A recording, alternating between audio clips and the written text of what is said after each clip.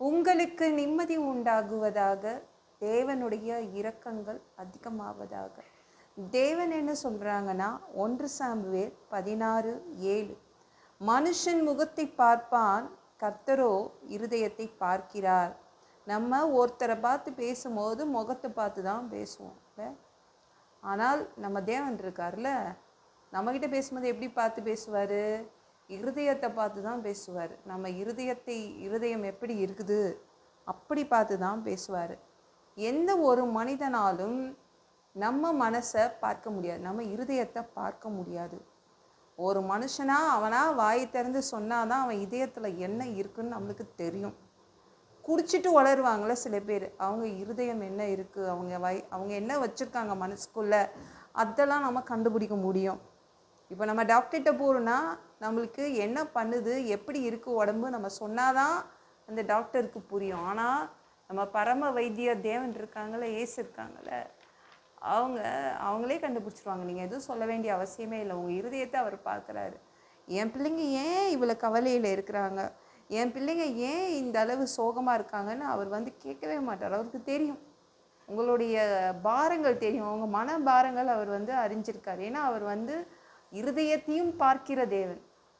அவருக்கு அந்த வல்லமை இருக்குது. உங்கள் இருதயத்தில் என்ன இருக்குது, என்ன சோகம் இருக்குது அப்படின்னு அவருக்கு தெரியும். நீங்கள் வாயை திறந்து சொல்வதற்கு முன்னாடியே அவருக்கு தெரியும். அதனால் என்ன பண்ணுறாருன்னா, இன்னைக்கு மன மகிழ்ச்சி தான் நல்ல ஔஷதம் அப்படின்னு சொல்கிறாரு. என் பிள்ளைங்களுக்கு மன மகிழ்ச்சியை கொடுத்துட்றேன் அப்படின்னு உங்களுக்கு மன மகிழ்ச்சி என்ற ஒரு நல்ல மருந்தை கொடுக்குறாருங்க. அது போதும்ல, நம்மளுக்கு மனசில் ஒரு சந்தோஷத்தை கொடுக்குறாருங்க. உங்களுடைய இருதயத்தின் பாரம் அவருக்கு நல்லாவே தெரியும். 1 சாமுவேல் 1:15 எடுத்து படித்து பாருங்களேன். அன்னாள் அவங்க சொல்கிறாங்க, ஏலி என்ற பிரதான ஆசாரியனை பார்த்து சொல்கிறாங்க, நான் கர்த்தருடைய சந்நிதியில் என் இருதயத்தை ஊற்றிவிட்டேன். என் இருதயத்தில் என்னெல்லாம் இருந்துச்சோ எல்லாத்தையும் ஊற்றிட்டேன் அப்படின்றா. பிரதான ஆசாரியனை பார்த்து சொல்கிறா. எத்தனையோ வருடங்களாக சேர்த்து வைத்த பாரங்கள், மனபாரங்கள், மனக்கவலைகள் அன்னாள் கிட்ட இருந்துச்சு. அதை அப்படியே ஊற்றிட்டாலாம். எதையும் மனசில் வச்சுக்கலையும், எதையும் மனசுக்குள்ளே வச்சுக்க வேண்டிய அவசியமே இல்லை. தேவன் முன்னாடி எதையும் மறைக்க வேண்டிய அவசியமே இல்லை. எல்லாத்தையும் ஊற்றிடுங்க, சரிங்களா? ஒவ்வொரு நாளும் அந்நாள் மாதிரி சேர்த்து வைக்காதீங்க. வருடக்கணக்காக சேர்த்து வச்சு ஊற்றுனா மனபாரங்களில், அப்புறம் அவளுக்கு சந்தோஷம் வந்துருச்சு. ஆனால் நம்ம என்ன பண்ணோம்னா, ஒவ்வொரு நாளும் நம்ம மனசுக்குள்ளே இருக்கிற பாரங்கள், கவலைகள் எல்லாமே ஊற்றிடணும், சொல்லணும். வாயை திறந்து தேவன்கிட்ட சொல்லணும். மனிதர்கள்கிட்ட நீங்கள் சொல்லும் போது அவங்க கவனிக்கிறாங்களா இல்லையா, கேட்குறாங்களா, உண்மையிலே உங்களுக்காக கவலைப்படுறாங்களான்னு தெரியாது. ஆனால் நீங்கள் தேவன்கிட்ட கேட்கும்போது அவர் மன மகிழ்ச்சி என்ற ஒரு நல்ல மருந்தை கொடுக்குறார், நல்ல ஒரு டேப்லெட்டை கொடுக்குறாரு. மன மகிழ்ச்சி நல்ல ஔஷதம் என் பிள்ளைங்களுக்குன்னு அவர் கொடுக்குறாரு. அதனால் ஒவ்வொரு நாளும் உங்கள் மனசில் உள்ள பாரங்களை சேர்த்து வைக்காதீங்க, அப்பப்போ ஊற்றிடுங்க, சரிங்களா? அவர் இருதயத்தை பார்க்கிற தேவன்தான். ஆனாலும் நீங்கள் சொல்ல வேண்டும் என்று அவர் விரும்புகிறார், நீங்கள் சொல்லணும் அப்படின்னு அவர் நினைக்கிறார். அதனால நீங்கள் வாயை திறந்து அவர் முன்னாடி இருக்கிறதெல்லாம் கொட்டிடுங்க, சரிங்களா? மனிதர்கள்கிட்ட தான் இஷ்டத்துக்கு பேசக்கூடாது, ஆனால் தேவன்கிட்ட எல்லாத்தையுமே சொல்லிடலாம்.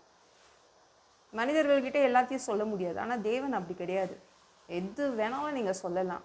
அவர் அதை சீக்ரெட்டாக தான் வச்சுப்பார். நீங்கள் என்ன சொன்னாலும் அவர் அதை பத்திரமா பாதுகாத்து வச்சு உங்களுக்கு என்ன செய்யணுமோ அதை செய்திருவார். மன மகிழ்ச்சி என்ற ஒரு நல்ல மருந்தை உங்களுக்கு கொடுக்குறாரு. உங்கள் மனபாரங்கள் எல்லாமே இன்னைக்கு எல்லாமே உங்களை விட்டு போயிடும். இந்த வீடியோ பிடிச்சிருந்துச்சுன்னா மற்றவங்களுக்கும் ஷேர் பண்ண மறக்காதீங்க. கர்த்தர் தாமே உங்களை ஆசீர்வதிப்பாராக. ஜெபம் பண்ணலாமா? அன்பு பிதாவே, உங்கள் பிள்ளைங்க உங்கள் பாதத்தில் வந்திருக்காங்கப்பா.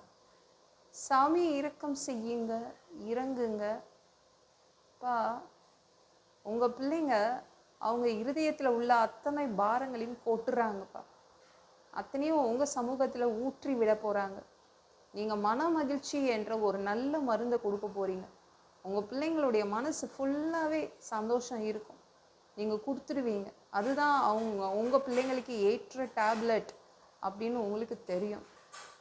நன்றி. எல்லா பொல்லாத பிசாசுகள், ஏவல்கள், மந்திரங்கள், தற்கொலை ஆவிகள், பயத்தின் ஆவிகள், பலவீனப்படுத்துகின்ற ஆவிகள் எல்லாம் இயேசு என்ற பெயரினை கொண்டு துரத்துகிறேன். ஓடிப்போ. உங்கள் பிள்ளைங்களை இரத்த கோட்டிக்குள் மறைச்சிக்கோங்க. சுத்த ஆவியால் நிரப்புங்க. ஞான ஸ்நானம் எடுக்கணும். ரட்சிப்பீராக. இயேசுவின் காயப்பட்ட தழும்புகளால் எல்லா வியாதிகளும், எல்லா பலவீனங்களும், கேன்சர் போன்ற வியாதிகளும் சரியாகுவதாக. பரம்பரை வியாதிகள் சரியாகுவதாக. ஒரு மனிதனாக பிறந்தா ஜீவ புஸ்தகத்தில் பேர் இருக்கணும். அப்படி இல்லைன்னா அந்த மனுஷனை பிடிச்சி நரகத்தில் தள்ளிடுவீங்க. தீ எரிக்கிற இடத்துல எப்படி போய் வாழ்கிறது? பரலோகத்துக்கு வர்றதுக்கு தான் ஆசைப்படுறோம். அடித்து உதச்சி திருத்தி பரலோகத்துக்கு அனுப்பிடுங்க. கழுவப்படாத பாவங்கள் இருந்தால் உங்கள் திரு ரத்தத்தை கொண்டு கழுவி எங்களை பரலோகத்துக்கே அனுப்பிடுங்கப்பா. எந்த ஒரு இமைப்பொழுது நீங்கள் வருவீங்கன்னு இயேசுவை வணங்கி வணங்கி காத்துட்ருக்கோம். சுத்தமாக வாழ்ந்து வாழ்ந்து காத்துட்ருக்கோம். அந்த ஒரு இமைப்பொழுதில் உங்களுக்கு ஒப்பான உடம்பு எங்களுக்கு கொடுக்கப்படும். அதை பெற்றுக்கொண்டு மதிய வாரத்தில் உங்களை சந்திக்க வருவோம். அந்த தருணத்தை நாங்கள் இழந்துடக்கூடாதுப்பா. சாமி உமக்கு நன்றி அப்பா. ஒரு மனிதனால் சுத்தமாக வாழ்றது கூடாத விஷயம். அதற்கும் உங்கள் உதவி கேட்டு வந்து நிற்கிறோமாப்பா. நீங்கள் திரும்பவும் இந்த பூமிக்கு வருவீங்க. 1000 வருடம் நீங்கள் தங்குவீங்க, ஆட்சி செய்வீங்க. அந்த பொற்காலத்தை பார்க்க ஆசைப்படுறோம். எல்லாவற்றையும் ஒப்பு கொடுக்குறேன். இயேசுவின் மூலம் ஜெபம் கேளும் பிதாவே. ஆமென். நாளைக்கு பார்க்கலாம்.